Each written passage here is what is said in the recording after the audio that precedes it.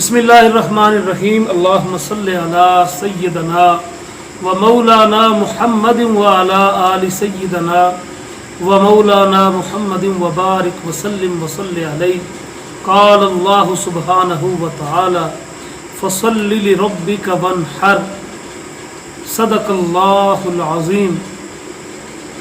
سامعین ذی وقار، قربانی کا افضل وقت کون سا ہے؟ کس وقت قربانی کی جائے تو اس کی زیادہ فضیلت ہے، کس وقت قربانی کی جائے تو اس کی کم فضیلت ہے. آج اس مسئلے پر گفتگو کرنی ہے. قربانی کا اصل وقت 10 ذی الحجہ سے اور 10 ذی الحجہ کی صبح صادق سے شروع ہوتا ہے اور 12 ذی الحجہ کے سورج غروب ہونے تک رہتا ہے.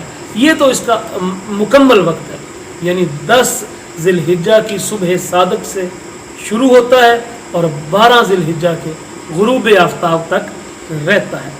لیکن اس میں 2 باتیں بڑی اہم ہیں. وہ کیا ہیں اس کو ذرا غور سے سنیے. ایک تو یہ کہ جو بڑی آبادی ہے، جیسے شہر ہیں، جیسے قصبے ہیں، جہاں پر نماز عید باقاعدہ اہتمام کے ساتھ پڑھی جاتی ہے، تو وہاں قربانی نماز عید کے بعد کی جائے گی. وہاں پر صبح صادق ہوتے ہی قربانی نہیں شروع کی جائے گی. کیوں؟ وہاں پر نماز عید ادا ہوتی ہے. تو شہر میں جب کسی ایک بھی مسجد میں، بڑی مسجد میں جب نماز عید ادا ہو چکے گی تو پھر قربانیاں کرنا درست ہوگا.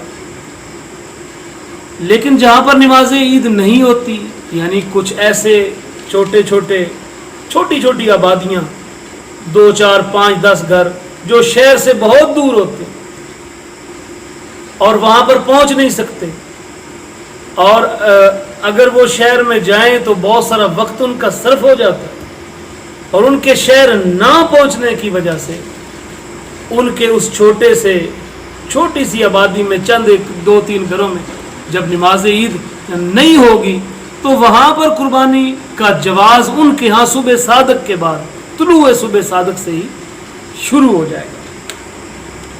لیکن پھر بھی افضل یہ ہے کہ وہ لوگ کہ جن کے ہاں نماز عید نہیں پڑھی جاتی، بہتر یہ ہے کہ وہ سورج طلوع ہونے کے بعد ہی قربانی کریں. گویا شہروں میں قربانی نماز عید ادا ہونے کے بعد کی جائے گی، اور وہ بستیاں جہاں پر نماز عید نہیں ہوتی اور وہ شہروں سے بہت دور ہیں، لوگ شہروں میں جا کے نماز عید نہیں پڑھ سکتے،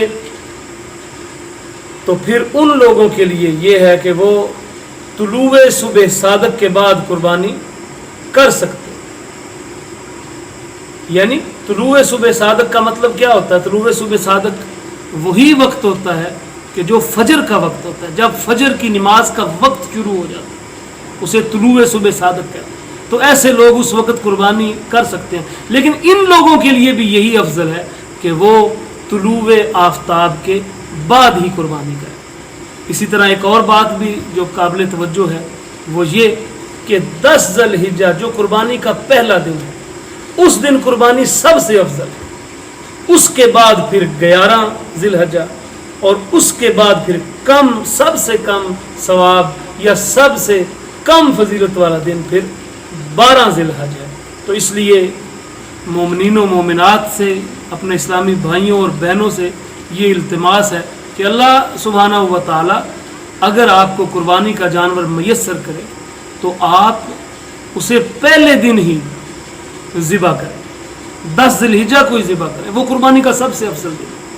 ہاں اگر کسی کو جانور نہیں ملا، خرید رہا ہے تو 11 کو میسر آیا تو وہ 11 کو کر لے، 12 کو آیا تو 12 کو کر لے. لیکن اگر جانور موجود ہے تو پھر افضل وقت ہاتھ سے نہ جانے دے، اور وہ قربانی کا پہلا دن ہے، یعنی 10 ذی الحجہ. اللہ سبحانہ و تعالیٰ سے دعا ہے کہ وہ ہمیں حضرت ابراہیم علیہ السلام کی سنت پر صحیح طریقے سے عمل پیرا ہونے کی توفیق عطا فرمائے. وَأَقُولُ قَوْلِي هَذَا وَأَسْتَغْفِرُ لِلْمُؤْمِنِينَ وَالْمُؤْمِنَاتِ.